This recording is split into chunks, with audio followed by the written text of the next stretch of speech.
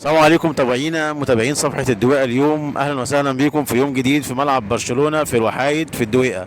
معانا النهاردة نجم سطع في النادي الأهلي، وسطع أكتر وصوت زيعه أكتر في نادي الزمالك، ودلوقتي هو مدرب في نادي الزمالك. أهلا كابتن حسين ياسر محمد، أهلا وسهلا بك يا كابتن. حبيبي ربنا يخليك، اهلا بيك. منورنا كابتن في الدويقة. متشكر، كل سنه وانتم طيبين. إيه رأي حضرتك في منطقة الدويقة وفي الشباب وفي المكان لحد دلوقتي وفي ملعب برشلونة بشكل عام؟ حاجه جميله ما شاء الله، انا اول مره اجي طبعا، وبنعدي دايما كل يوم في الطريق واحنا شايفين ملعب جميل وبجد حاجه كويسه. ودايما بنحاول ان احنا ندعم الرياضه والشباب والحاجات زي دي كويسه جدا في مصر. شايفين ملاعب كتير انتشرت، وانا شايف ان برضو الكواليتي كويس جدا. شفت ملاعب كتير في مصر الفتره اللي فاتت، لكن هنا حاجه كويسه ومميزه، واتمنى ان احنا نشوف حاجات اكتر من دي اللي نساعد بيها الشباب طبعا، ان هم نساعدهم على ممارسه كره القدم والرياضه بشكل عام. طب عايز اعرف راي حضرتك يعني بشكل عام بقى في الدويقه. حضرتك بتعدي عليها في الراحه في الجايه وبتشوف شباب الدويقه، وشفت النهارده شباب الدويقه منورنا هنا في الملعب وبيلعب كتير. شفت منهم اي حاجه خارجه او اي حاجه غير الحاجات اللي بيتقال عليها من الناس الدويقه ومن اهل الدويقه؟ لا لا، بالعكس، ناس محترمين جدا، والناس كلها كانت ملتزمه حتى بمواعيد خروج ودخول الملعب. انا استغربت ان كلهم ناس ملتزمه، ودول شباب صغيرين كلهم من حقهم ان هم يكون عندهم امكانيات. مش شرط ان انا ساكن في الدويقه او ساكن في حته تانية ان انا ما عنديش امكانيات وكواليتي زي الناس اللي موجوده. فانا مبسوط ان انا شفت الملعب النهارده وجيت على ارض الواقع. انا بعدي كل يوم من الطريق وبشوفه، بس النهارده انا متشكر على الدعوه دي، وان شاء الله بنجي لكم تاني المرات الجايه. الف شكر يا كابتن، كل سنه حضرتك طيب، رمضان كريم. طيبين، سنه طيبين. رامي معانا مدرب فريق 2003 في نادي الزمالك. عايزين ناخد منه كلمه. ايه رايك في الملعب يا كابتن لحد دلوقتي؟ بسم الله الرحمن الرحيم. الاول كل سنه وانتم طيبين، وشهر رمضان كريم عليكم وعلى شبابنا وعلى اولادنا الصغيرين وكباتننا الكبار.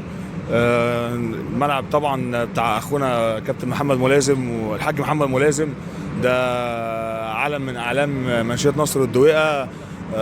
احنا بنبارك له على الملعب، ودايما في ازدهار وفي زياده ان شاء الله، ويوسع الملعب واثنين وثلاثه عشان برضه نجيب نجوم مصر ان شاء الله زي كابتن حسين ياسر محمدي وكابتن عمرو زكي. المفروض يكون كان جاي، وكابتن احمد حسام ميدو، بس هم طبعا في النادي ما ينفعش ان هم يجوا النهارده عشان كان في ماتش.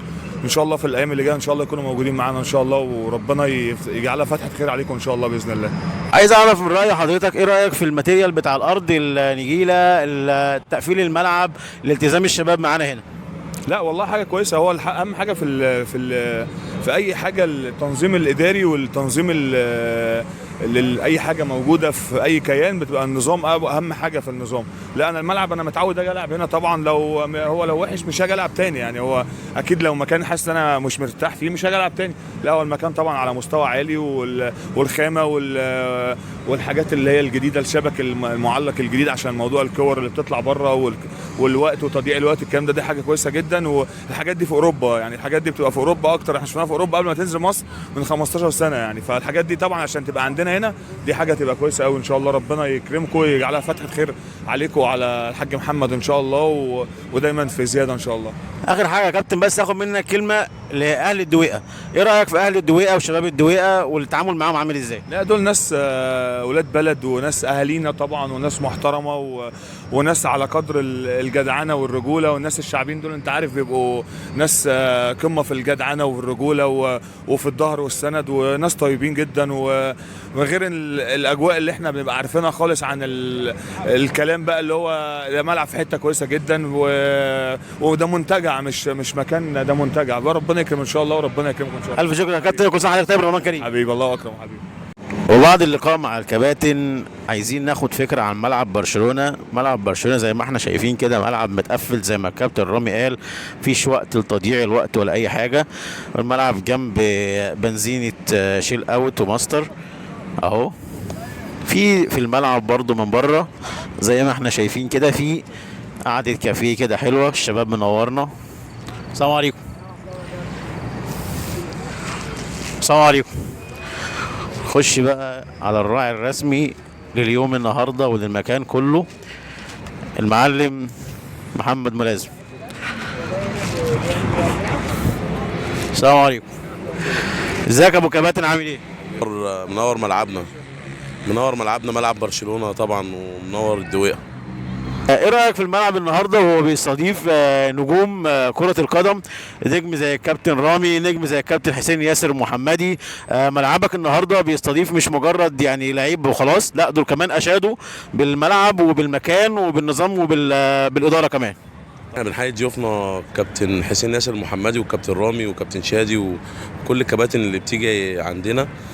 وطبعا كل سنه وانتم طيبين ويا ريت بس احنا نهتم بنفس نهتم بمنطقتنا. احنا منطقتنا الحمد لله رب العالمين النهارده وسط العالم، مش وسط الدويقه او وسط القاهره بس او وسط مصر، لا الدويقه دي بتمثل وسط العالم كله. واحنا الحمد لله رب العالمين الحمد لله الكباري الجديده والمنشآت بتاعت الجيش الجديده اللي احنا فيها ديت عملت ازدهار عندنا الحمد لله.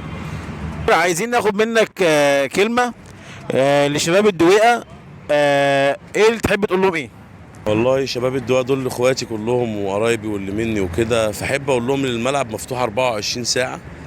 يعني مش قادر يعني الوقت الفاضي عندي يعتبر فري لاهل منطقتي واخواتي والشباب الصغيره يتحمسوا كده ويجوا لي، وانا اعمل لهم ساعات فري واعمل لهم وقت كده اضافي مني اليوم كده كادو. طيبين وشكرا ورمضان كريم عليكم.